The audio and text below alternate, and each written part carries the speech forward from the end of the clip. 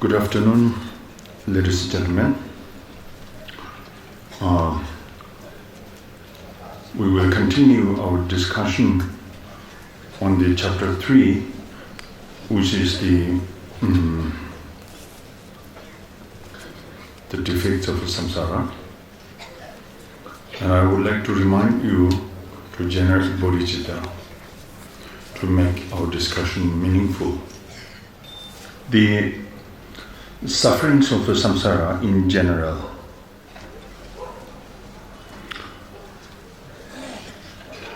We should understand we fall under the power of impermanence and death.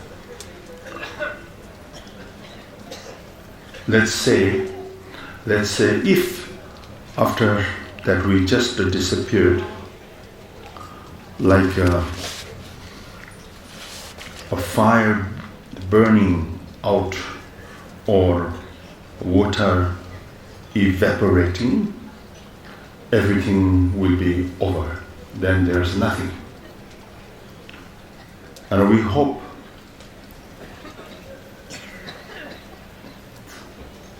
this kind of thing, that once we are died, then the nothingness after this. But this is not the case in this teaching or in the general teaching in the Buddhism. After death, we do not vanish into nothing. We do not disappear into nothing or disappear into something. We are still forced to take a new rebirth again in any place of these six secular existences. We wish to be disappeared, and we wish to be vanished into nothing. We don't want to suffer in the six realms. We don't want to suffer anywhere else. We want to be happy. And our general or basic hope is to be happy, and our basic hope is to get rid of the suffering and the pain. But it's not always the same case, because everything has to go under the force of karma and affliction. As long as the karma and affliction is existed within us, each and every individuals, there is no way to be escaped or to be run away. So after death, we do not vanish into nothing. This is very clear. So we are forced to take a new rebirth, which means that we will still be in this samsara. Externally in samsara, internally in this samsara. We are still in this samsara, not nowhere else. We wish to be born in omniscient state of Buddhahood, in the Buddha's land. We wish to be born in the Buddha Amitabha's land, and we wish to be born in the Potala, where Avalokiteshvara resides. And we hope that way, and we expect this way. But because of the power of our afflictions and the still very heavy karma is existed within us, so therefore we ourselves don't let be born in these places. So we take a new rebirth or new birth, which means that we will still be this in secular existence and nowhere else, choicelessly. It's not our choice. Our choice is to be born in the Buddha's realm, in the Avalokiteshvara's pure land and Amitabha's pure land. That's our choice. So, samsara, Sanskrit word, secular existence. The samsara is a Sanskrit word What does the samsara means?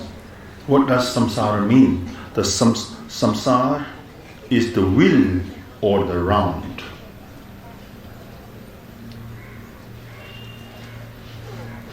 We are in this samsara turning around and turning around.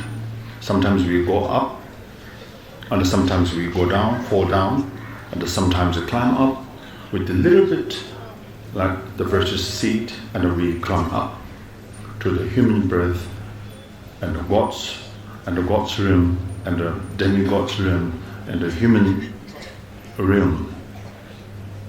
The ones exhausted, that's the slightest, the virtuous seed, then we fall again into the lower realms, that the hells and the animals and the pretas.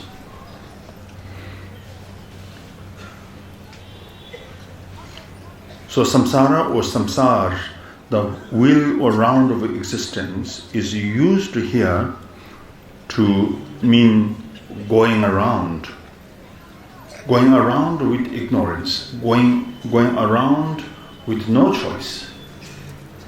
It's not like we purposely going around. If this is the case, then okay, because we have a choice, we have the power that we ourselves be able to go around. But here we go around and around from place to another in circle without power, cannot control. Just like when a fly, the small fly, is trapped in a closed jar or closed bottle. So that fly is already inside the jar or inside this closed jar or inside this closed bottle, where this fly cannot get out of this bottle or out of this closed jar. No matter where it flies, it cannot get out. So it's still flying inside the jar, inside the closed jar, and inside the closed bottle. The flies is turning around and turning around and turning around, fly around in this bottle. So how much flies effort put into to get out of this closed jar? No choice, because it's closed. There's no door or there's no window to get out of the closed jar or bottle. Just like a prisoner in a behind bar, it's locked, and then he or she can walk inside the behind bar or in the prison. But how much he or she put effort to get out of this prison or to run away from this prison, and he or she cannot, because it's tightly locked. Likewise, whether we are born in the higher or lower realms, we are never outside samsara. So that we have to know. We always wish to be born in a human realm because we think this is the pleasant place, right? And sometimes you pray that, may I be born again in a human realm where I can be my life very pleasant. I can meet my friends and I will have a very pleasant and a luxury and a leisure life in a human life. But don't forget, your basic, fundamental, the powerful affliction and the karma is still there. So therefore you tend to be happy with the human life, but it's not true. With that matter, so what we should understand, we are still in the samsara, no matter you are in the human realm or God realm or demigod realm. So these realms are samsara. nothing else, nowhere else.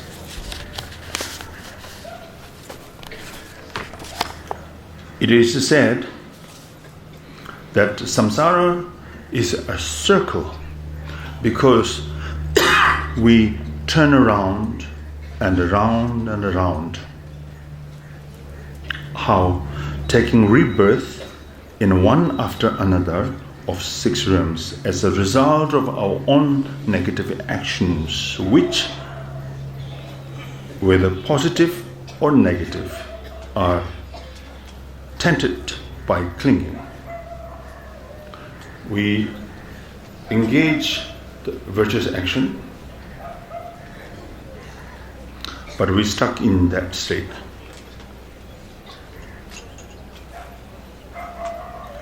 And are tainted by clinging. So both positive and negative, virtuous or non-virtuous, are tainted by clinging. So we have been wandering since beginningless time in these samsaric worlds, in which every being, without exception, has had relations of affection, enmity, and indifference with every other being. So everyone has been everyone else's father and mother, so linked to each other. So countless number of lives being the father and the mother. Everyone has been everyone else's mother. So in this present life, what little advantages of power, wealth, good health, and other things we enjoy might fool us for a few years, month, or day. We are very unsatisfied with everything, with the wealth, with the good health, with the power, and other things. But there's very limited time. You cannot enjoy forever. We cannot enjoy with these forever. There is a limited period of time, maybe a few months, maybe a few years, or can be a few weeks only, or less than that, maybe a few days only.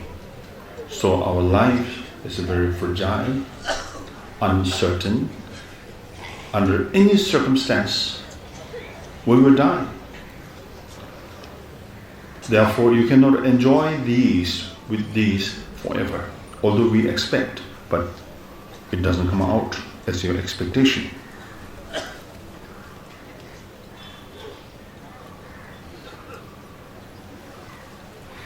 But once the effect of whatever good actions cause these happy states is exhausted, whether we want to or not, we will have to undergo poverty and the misery or the unbearable sufferings of lower realms.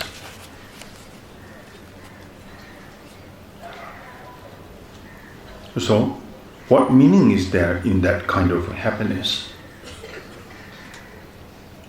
If you have a full of wisdom, then you wouldn't feel this is a kind of happiness.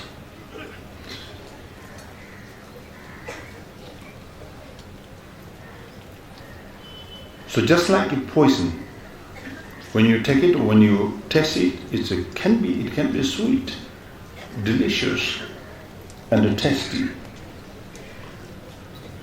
But once this sweet goes into your body,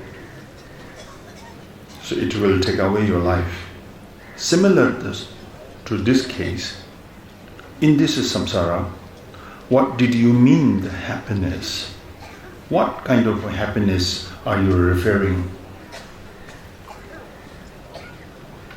So it's just like a very simple example. It's just like a dream that just stops in the middle when you wake up. You haven't finished the good dream because you had a dream, but it just stops in the middle, then you wake up. So therefore, those who, as the result of some slight positive action, seem to be happy and comfortable at the moment, will not be able to hold on to that state for an instant longer once the effect of that action runs out. So nothing is reliable in this samsara. The joy, happiness, and a pleasant feeling, or pleasant emotion, everything is just like a dream. So you can enjoy with them, of course, still nothing wrong from my perspective. But the problem is if you hold on to inherently or solidly, then problem starts. Therefore, Kadamba masters teach us, just take it like a dream, without a feeling of hope and fear. If you keep in the fear, the feeling of hope and the fear, then the problem continues, the pain continues, the misery continues. But if you take them very lightly, without a feeling of fear and hope, then it's just a matter of samsara, which does not bring any the harm to you at all. So here the matter is clinging, longing, grasping, and fixating onto. So that's why in the teachings you can see always the examples are like a dream, like an illusion. So illusion can be seen, can be sensed, can be experienced, but when you say it is illusion, which means not truly existed, like you can enjoy with your dream, in the dream you can experience all kinds of things, the pleasant, unpleasant, and the happy and the unhappinesses. But none of them truly existed. So therefore, your joy in the dream does not last forever. So once you wake up in the middle of the dream, so all pleasant sensations are gone completely. So similar to our daily life, so everything like a good and a bad, we should accept as a dream, as an illusion. And must not adopt or hope for the good thing, must not abandon or feel fear with the negative things. So if you accept them equally, then there is no harm. The samsara means cycling. Why? What makes samsara? Because of the clinging and the fixation. A strong fixation. So fixation brings you into the samsara. And the fixation not let you be free from the suffering. Seemingly, every factors, if you accept as it is, then there is no harm.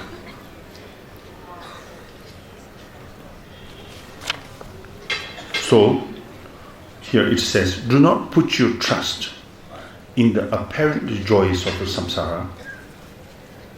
What does the trust? What does trust mean here? The trust means do not cling on it. You can enjoy, but don't enjoy with the fixation. So that makes very clear. That makes very clear sentence. That makes you wise how to handle the situation of the samsara. Samsara doesn't mean it's bad. Nobody says samsara is bad at all. The samsara is just a natural phenomena as much as the nirvana that we expect, right? So initially, or the essentially, or fundamentally, these two is a totally equal, the characteristic of both samsara and the nirvana. Because none of them existed truly. It's one phenomena, but different perspective. The one that is seen as a samsara because of your mind is deluded and ignorant. Therefore you see as a samsaric phenomena. The one that is awakened mind fully, and the fully awakened mind of wisdom, so there you see as this nirvana perspective. After all, these two inseparable situations. So one phenomena, but different aspect, because of the different vision of the samsaric mind and the nirvanic mind. That's why this pure mental stability, or the capable mind, strengthen its quality, the power of a quality, and then it reaches to the state where you can see everything as a pure, the pure vision in Vajrayana practice. So resolve that in this very life you will free yourself from the great ocean of its suffering and attain the true and the constant happiness of a perfect Buddhahood. What does he mean? Resolve that in this very life, which means don't be lazy. Because only Patramitra's concern is our laziness. And he knew, and he has known that we all very lazy. So to get rid of this powerful laziness, then your mental capacity is enriched. From there, then you will be free. Until that, you are not free. Free does not mean that someone control you where you cannot move around. Free, you need the fundamental free, not the temporary free. We are temporary free. We can go, we can walk. If I like you, so I can choose I like you because it's my free. If I don't like you, okay, that's my choice. The free choice. I don't like you. Nobody force you. Nobody insists to you. So there's no reluctantly you like someone or something. But that is what we call temporary free. But the ultimate free or absolute free is something that we have to resolve these confusions, stupid joys, stupid happiness, until you reach to the state of omniscience. There is no free at all. You tend to be free, but you are still trapped in the samsara.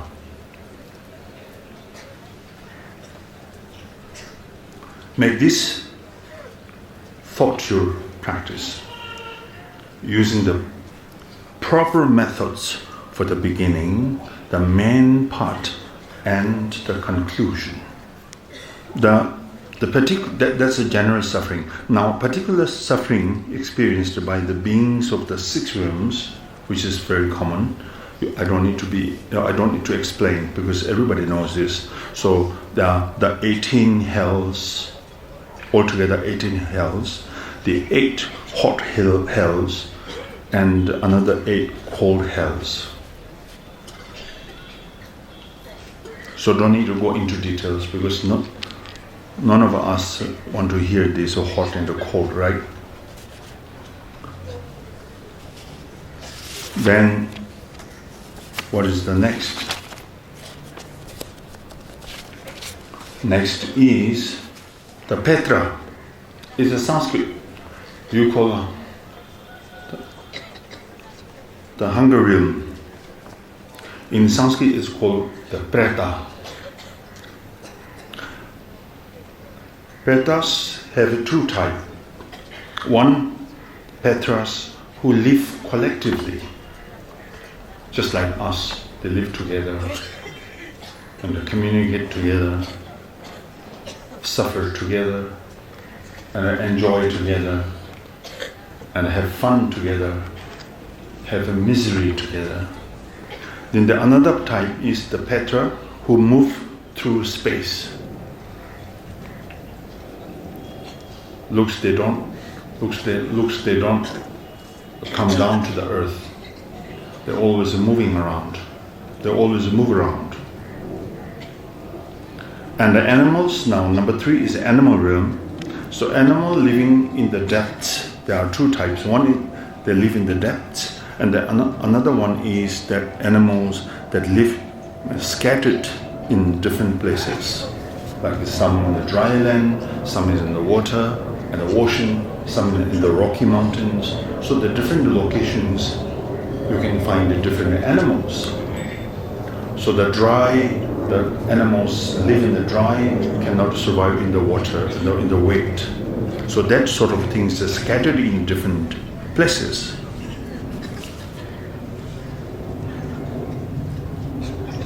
Then human, the most complicated. Petas, quite okay, simple. Animals, quite obvious. Now human is most the trouble. So the human realm.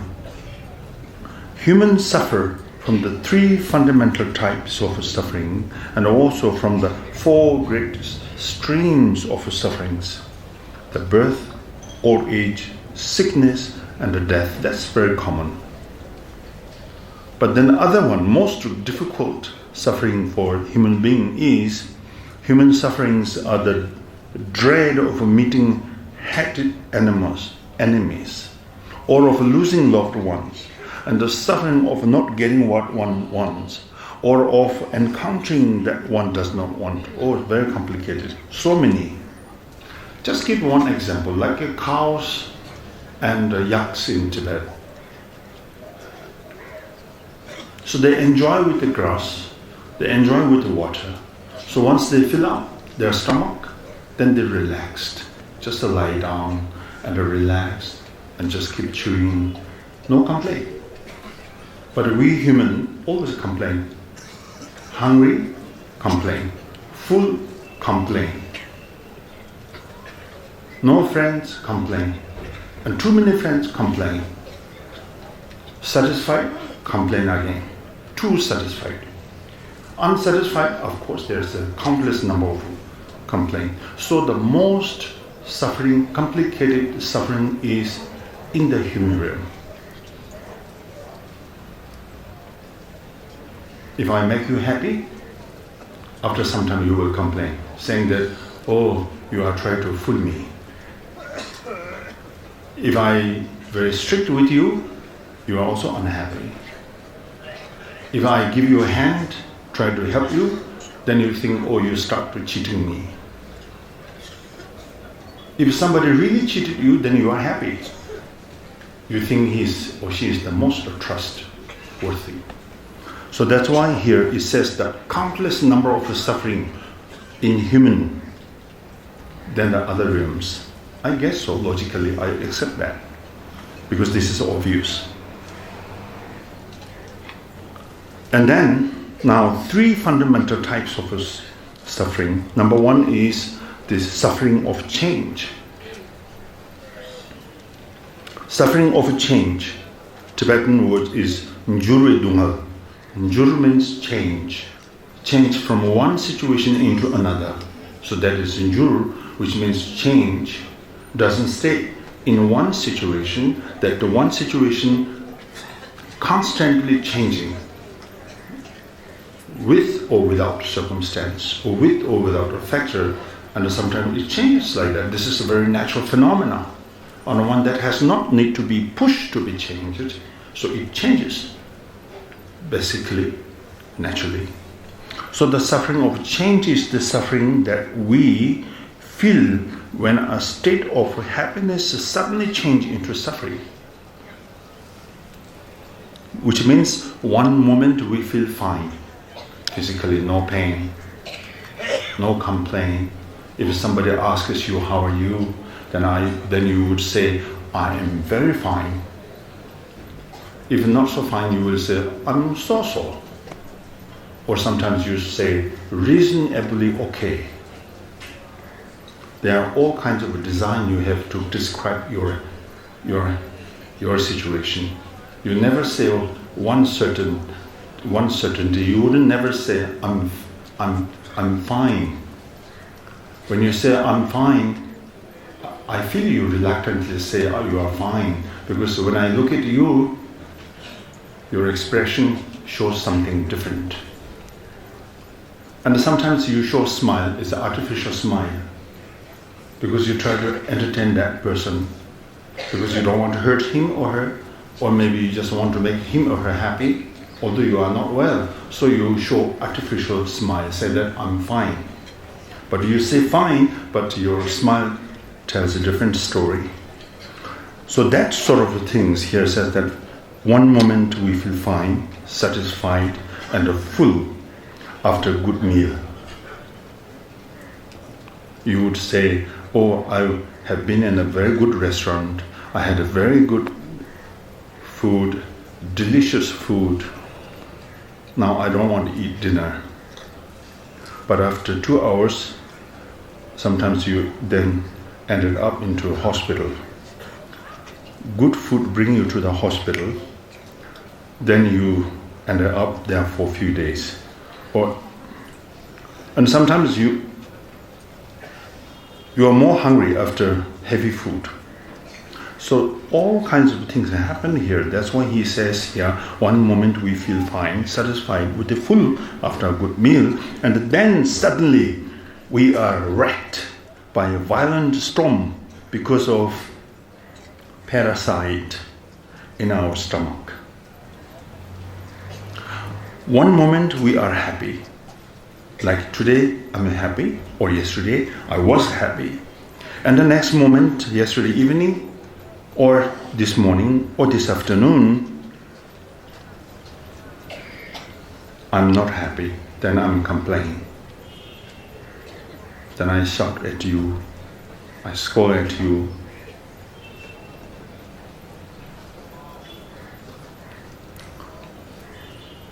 And the next moment, maybe enemy that plunders our wealth or our livestock, or our fire burns down our home, or we are suddenly stricken by sickness or evil influences,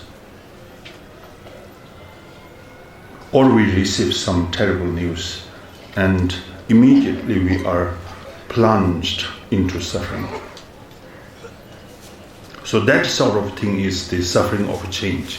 So not reliable. So because if someone show me a smile saying that I'm very happy, so I don't trust you at all, right? I have to get ready to hear next moment I'm unhappy and I'm angry. So when you say I'm angry, I'm unhappy, and I still can hope that tomorrow you will say, oh, I'm happy again. So all situation changes from time to time, or from one after another. So that sort of thing is the suffering of a change. And now,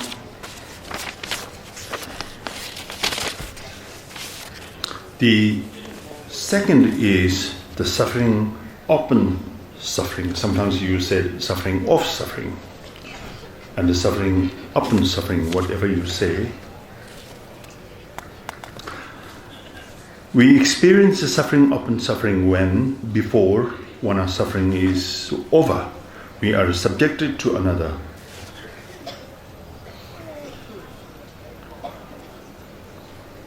Physically unwell, for example, that's the one suffering type. Then after a few hours, mentally disturbed. So that is the suffering upon suffering. So this is very common in our society, especially this modern society, young ages, youngsters. So that is the suffering upon suffering. Headache, one type suffering. Then after a few seconds or a few minutes, then the shoulder pain. So just simple example, that sort of thing is called suffering upon suffering. Now these two is very simple. Everybody can understand the characteristic of these two sufferings. the suffering of a change and the suffering of suffering. This is very simple, and you know what does it mean.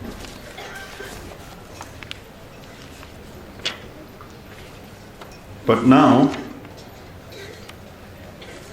the most difficult to understand or to perceive suffering is the suffering of everything, the composed.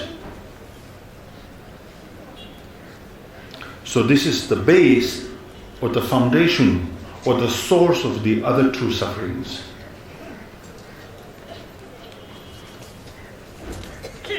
Which means this suffering, the suffering of everything composed,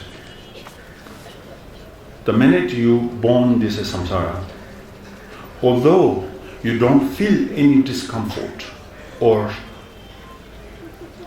any unpleasant situation, both the body and the mind, but invisibly there is something so-called invisible circumstance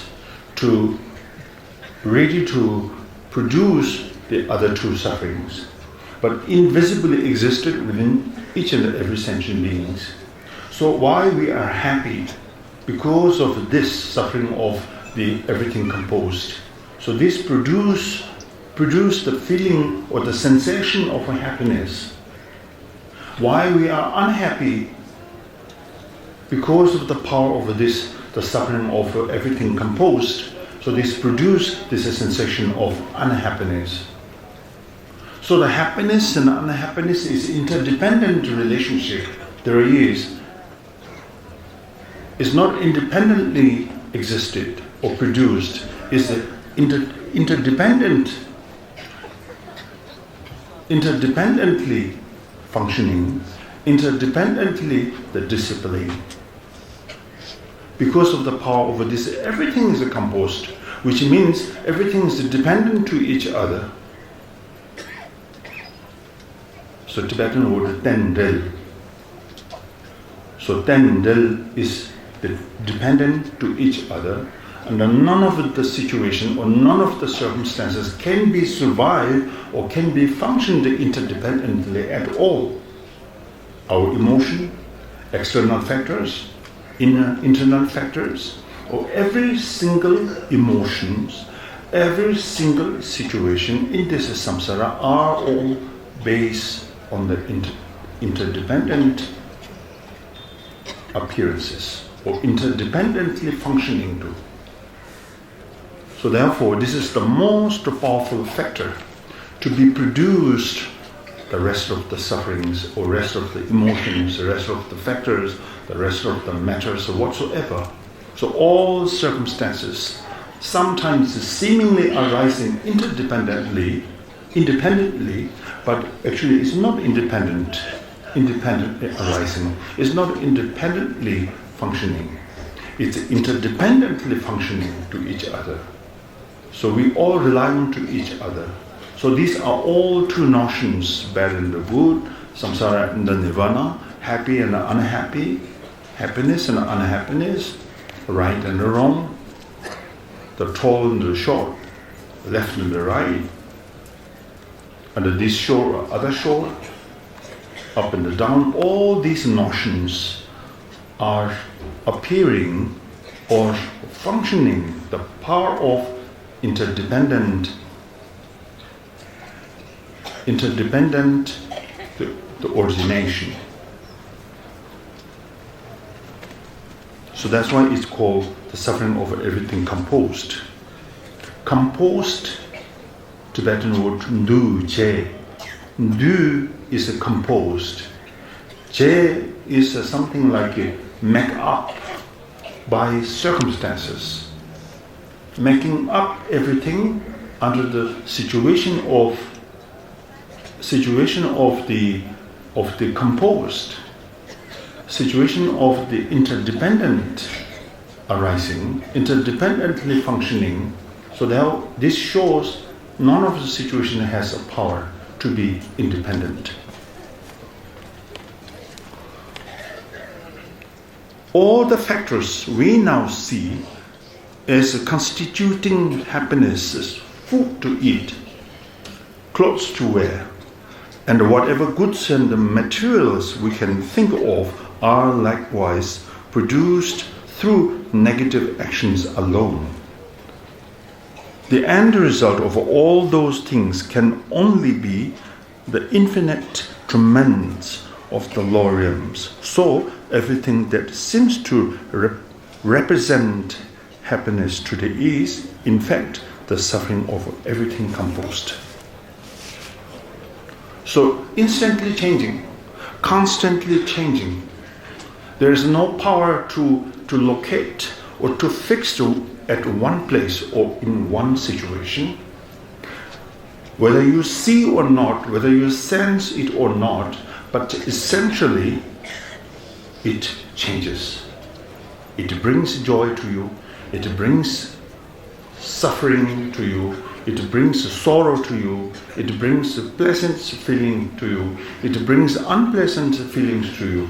So all sorts of situations that you can experience unexpectedly, I could say that, because of the power of this composed. So this composed lasts forever, unless through the practice of a Vajrayana, that one can make it everything one phenomena. That is the only mental projection. You understood that, you experienced it, you actualized it, then it's called one universe or one phenomena. That is the only mind. So mind is the factor. Because of the composed, is related to the mind, the state of your mind. If your mind is in the state of the limitation, if your mind is in the state of like an uncontrollable circumstance, if your mind is in the state of interdependent functioning, that means you are not really fully aware of what the essential part of the mind. So if you are able to actualize the essential mind or empowered your fundamental mind, then you don't need to rely on this power of a composed at all. Until that, so everything is composed. You have to accept this situation without choice. Our hearts, the great masters, those who has fully awakened their mind with the full of wisdom and understood everything clearly, the true nature of mind, so to speak, then this composed is dissolved into the ultimate composed of your mind.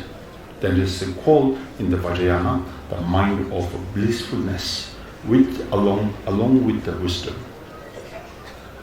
So blissfulness, the term keep on using in the Vajrayana, whereas in the Sutrayana it says the fundamental mind, which is the wisdom mind.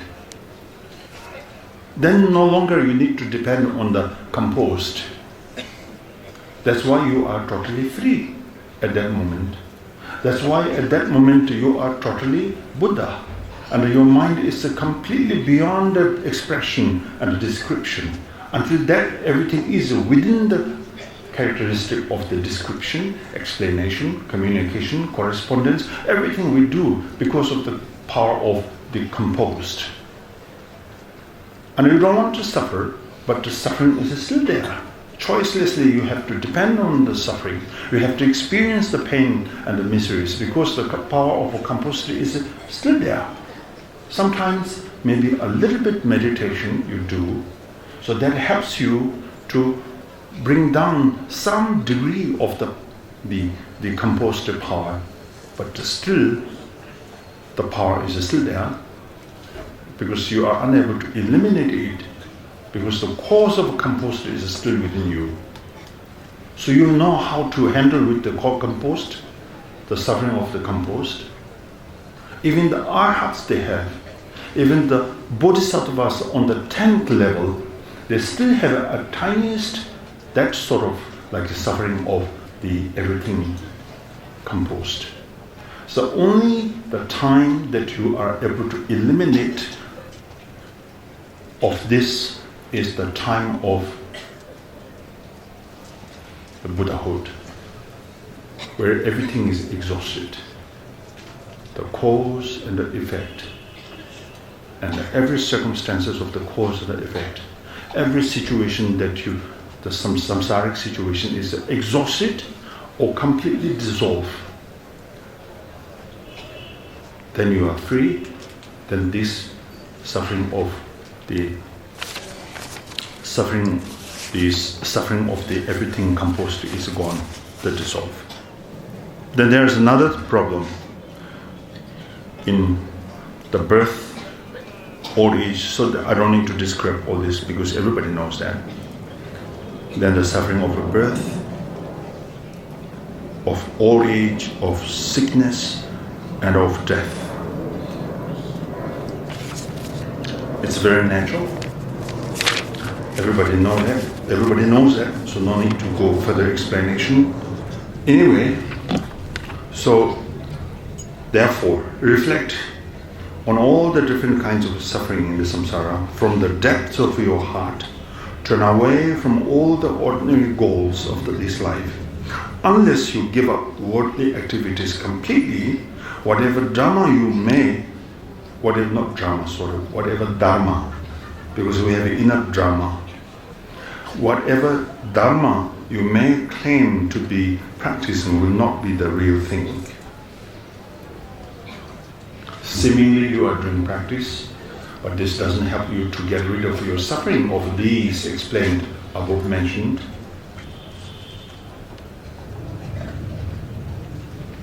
You claim, which means you pretend.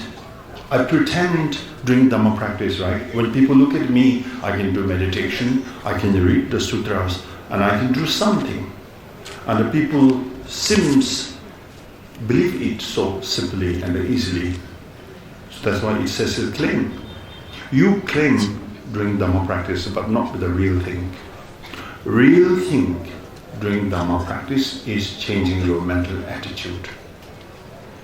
You always complain that I'm here doing Dhamma practice. Whereas when I'm at home, I cannot do Dhamma practice because the distraction carry me away. And here in the Himalaya or in India and Nepal, you always think that I can do Dhamma practice here because you can meet easily your masters, your teachers. But whereas at your home, it's far from the Himalayan region, far from your masters and the teachers and the practitioner community. Then you think that I may not be able to carry on my Dhamma practice. That's totally wrong. Even you are here distracted your mind anyway. When you are with your master, you feel, oh, I'm safe now because my master is next to me. But there's also another distraction. Easy to approach master, easy to approach Dharma community. You feel everything easy, then you don't see problem with you, isn't it? Even you sometimes feel that I don't need to do meditation, I don't need to do Dhamma practice because I have a reliable master and a teacher, the supreme one. And that they will protect me, they will guide me. So you think that I can do everything. Not necessarily I have to go through all complicated practices. You think that the one practice can cover all the rest of the practice because I have such a powerful meditator, I have such a powerful guideline, I have such a powerful master. To me, my case, practice should be performed wherever you are.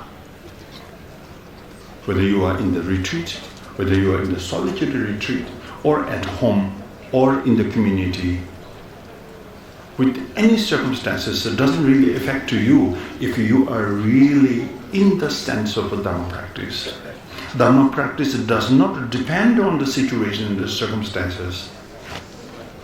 And you would say that because the noise disturbs me, seeing distractions disturb me, and my mind cannot be stabilized, and there are so many instabilities that keep disturbing my practice to be completed. can be true, but not always the same case. If your heart, if your mind is already in the sense of a Dhamma, in the real Dhamma, then in the reality you are free. Must not be disturbed. Any factors of these, I'm quite sure. So if you continue your complaint, which means you are not really doing Dhamma practice well. Because you already feel, and I already mentioned that I'm here, I must make a meaningful time with my practice. So you're asking people, don't disturb me, because I'm here in Nepal, I'm here in India, but purposely I spend my money, I spend my time, I left my job, I left my family, I purposely came here for the practice. Okay, 1 or 2 days, but you have friends who entertain you, you have friends who take you around, and even the masters, then they can be entertain you, right? And you feel that, that's the truth, can be entertain you. So that sort of thing is a very complicated situation that everybody can see that. In this teaching, it says that the practice should be performed wherever you are, whenever your mind is disturbed, whenever you face a problem. Even though you are free, none of these disturbances disturb you at all. None of these, the difficulties appear to you, but the practice should be continued. Must not stop to your continuity of the Dhamma practice until your mind is fully awakened. So you should not say that, oh, this is disturbing me, that is disturbing me, he was disturbing me, she is disturbing me. I don't want to go outside because there I can see everything, then disturb me. I want to be inside the room, lock the door, lock the window, and to just think that you are the only one in this world. Then you feel safe. That is also ego, another ego, a powerful ego. With that attitude, you are never free. You will never be free. That's why in the teachings of practice should be performed anywhere you are, anywhere you go, whatever you do. If there is disturbances, you should accept this disturbance as the object of your practice. Should not distinguish between the solitude retreat and the crowd sport. So both are equally, you should accept it for the object of your practice. So that's the Kadambasa teaching. Enemy is the object of your practice. The master object of your practice. So every single factor of these external phenomena, internal phenomena, which is your emotion, thoughts, are all object to your meditation. So in this teaching, the Dhamma is everything. Negativity, positivity, friends, enemies, good and bad, all kinds of situations is the object of your practice. Must not distinct between these two phenomena. As long as your mind perceives these two distinctively, then your mind is at all not in the state of a Dhamma. If you equally bring them together into the path, then your Dhamma practice is started or begin already, or is begun already. So therefore it says here, everything. So as Atisha, great master in India, everybody knows, right? Atisha was about to leave this world, and then a yogi came to him with a question.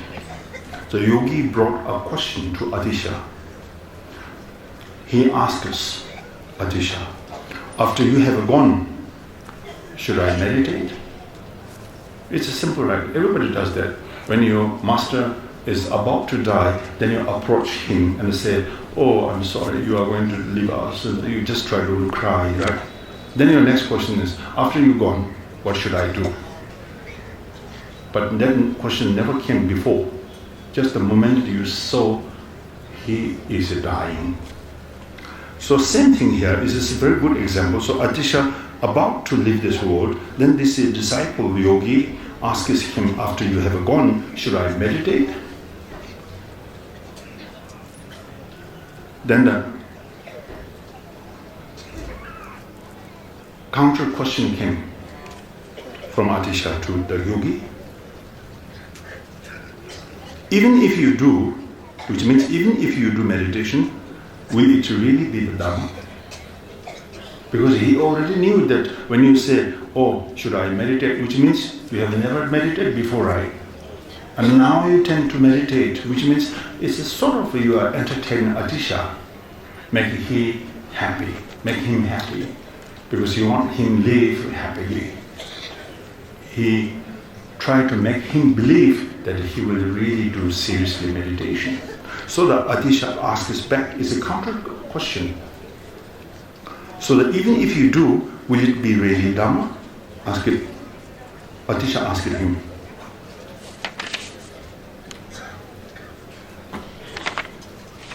Then, it's quite funny. And then he asks back to Atisha, well, then should I teach? He said. Because it seems that Atisha is unhappy that the meditation he will do.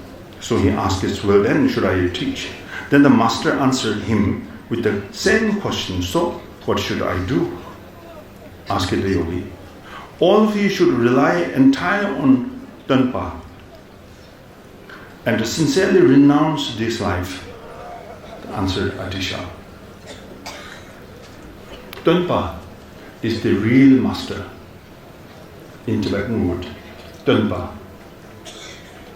is the real master or the guide. So that's why entirely on Tunpa, and so that means it's up to you, sincerely renounce this life. And another tells of a monk who was circumambulating the writing monastery in Tibet. When he met Geshe Tunpa, the Geshe said, Venerable monk, circumambulating is a good thing, but wouldn't it be better to practice real Dhamma? So someone is doing Quara, circumambulation, then he asks, this is very good, but at the same time, what I feel is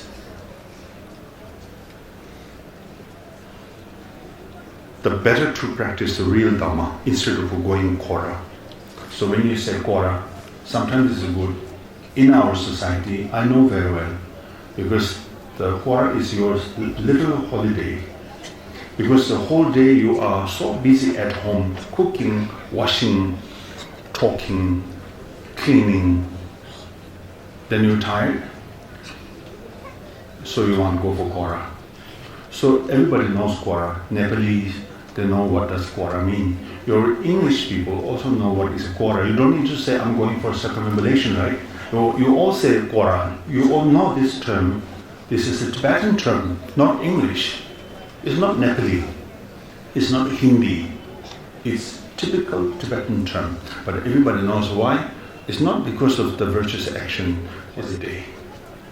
Going Quara, Soyambunath, where you can see the restaurants, the shops around, so a little bit to go, and the window shopping, right?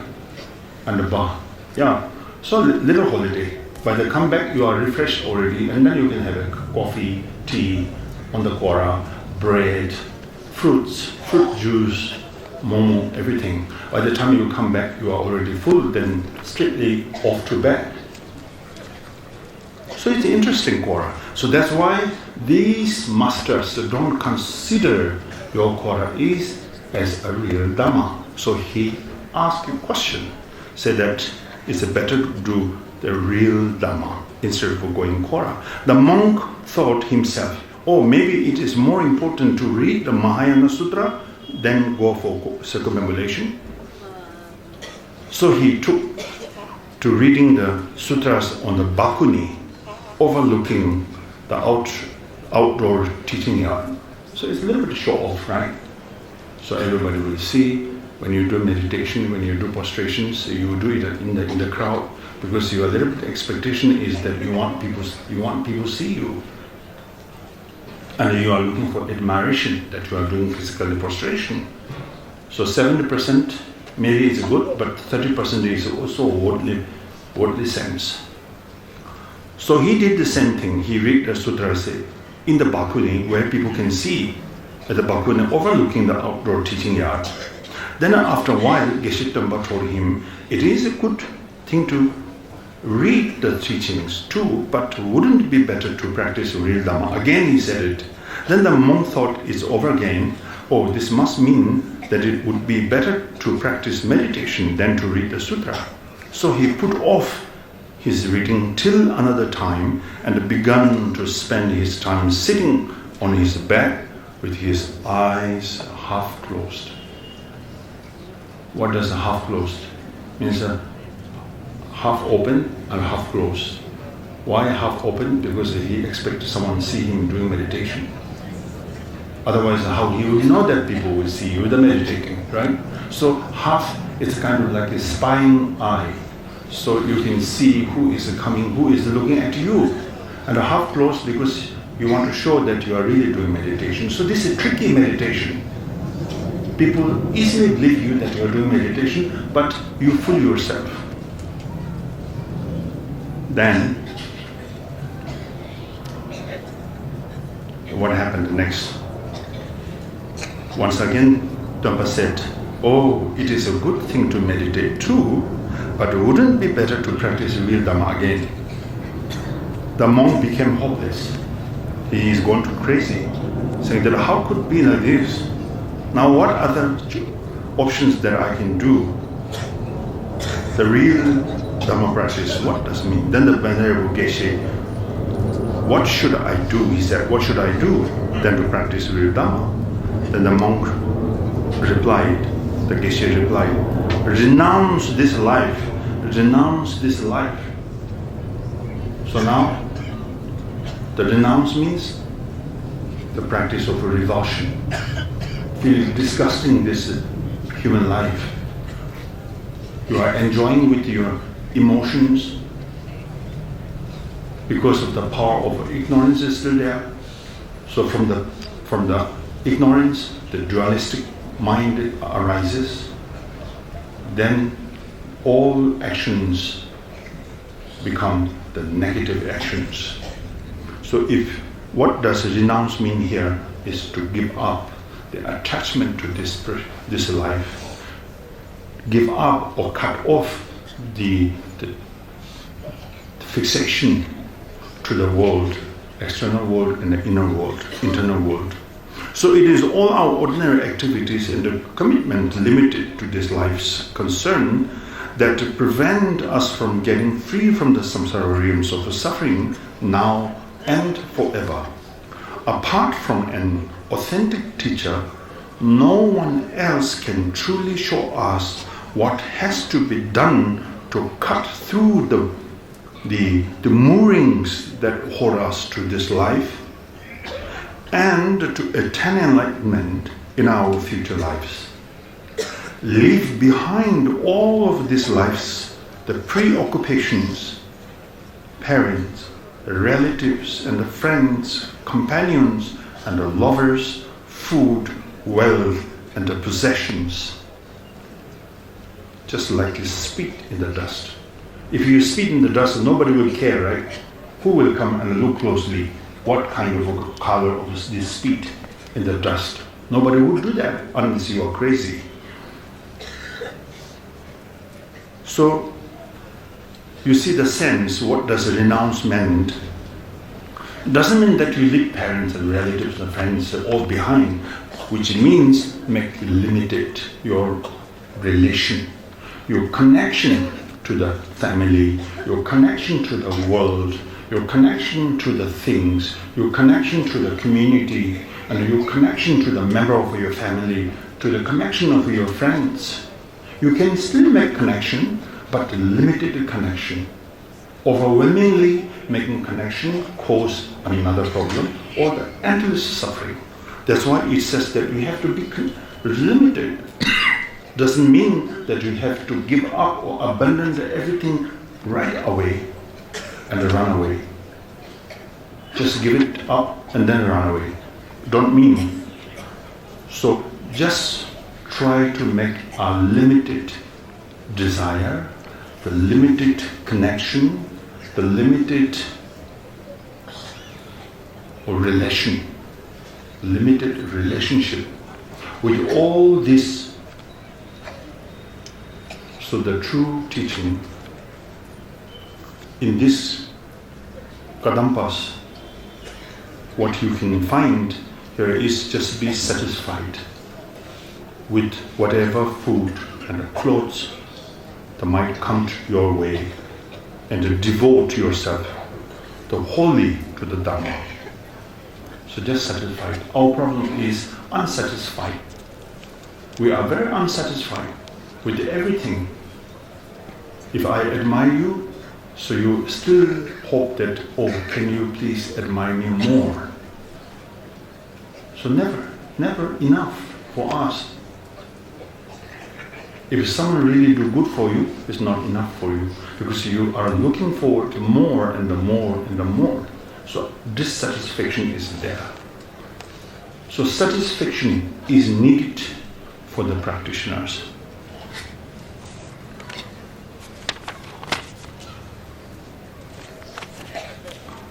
And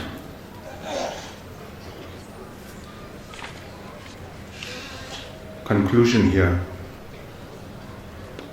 Geshe Langri Thangpa, one of the greatest master in the Kadampa, one day one of his close attendants told him, Langri Thangpa, because he always show long face, Langri Thangpa rarely showing smiley face, always showing the gloomy face. Then one of his close attendants asking him, oh, why don't you show smile sometimes? Because the others call you Langri Thangpa, gloomy face. So this is your nickname, which is not good. Then Langri Thangpa replies, how could my face be bright and cheery when I think about all the sufferings in 3 worlds of samsara?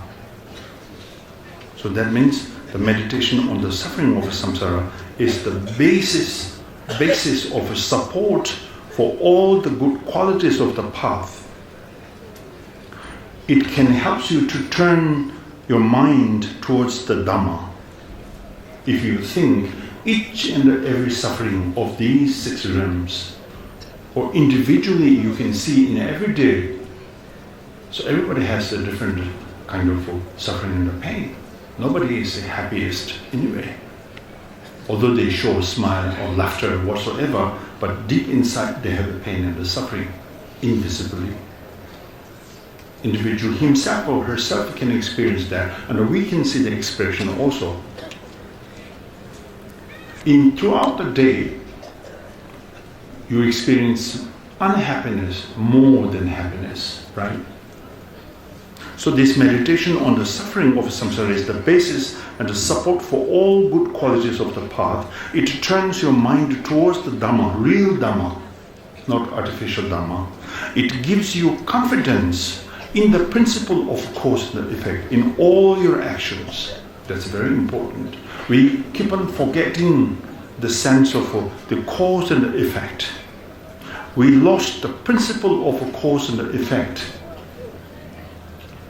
In our Dhamma practice, simply we are doing refuge prayer, generating bodhicitta, sort of like physically doing this, that Dhamma activities. But the very principle of Buddhism is very much depend on the understanding or reflecting or generating the knowledge of cause and effect. That's why the Buddha's first teaching is the Four Noble Truths. And during the Mahayana teaching, also these Four Noble Truths is associated. And towards the end of the Nirvana, Four Noble Truths help you to bring to that state. It makes you turn away from the goals of this life. Because everything you do with the Dhamma practice, you have an aim or goals of this life. May I be happy? May I be healthy? Right? And sometimes when you do practice of medicine Buddha, 1 week, 2 weeks, then if you fall sick again, then you say, oh, medicine Buddha is hopeless. Because the purpose is for this single life, not for the benefit of sentient beings. So your intention is for yourself and your own well-being, not the well-being of others, not the purpose of leading them to the nirvana or to the right path. It's just simply for the sake of the well-being of yourself. So selfish attitude. When you say, oh, I don't want to waste time, I want to do really practice because I'm scared of a hell realm, I'm scared of the pain, the suffering of the samsara. You never say, oh, I'm wasting my time, then I cannot benefit sentient beings. You never say that, and you never think of that. You always complain for your own purpose, your own sake. So your Dhamma practice is lousy. Not I said, he says it. Kadamba Master says, lousy practitioner, lousy practice. Then you become lousy human being. And it makes you feel love and a compassion for all beings. If you are real in the sense of Dhamma, in the sense of real Dhamma. The Buddha himself pointing out how important it is to be recognized suffering. Started each of the teachings of the 3 trainings of will of Dhamma with these words. Monks, this life is suffering. In the Hinayana teaching, Mahayana teaching, Vajrayana teaching, these words or this verse is repeatedly mentioned. Monks or the disciples, my followers, this life is suffering. If you have failed to be recognized that life is as suffering, then you have lost the starting point. The starting point is more important. Where did you start your Dhamma practice? So starting point should not be missed or should not be forgotten throughout your practice till you reach the enlightenment. Put it into practice until you become completely convinced and certain of it. So that's the chapter 3, the defects of the samsara. Thank you.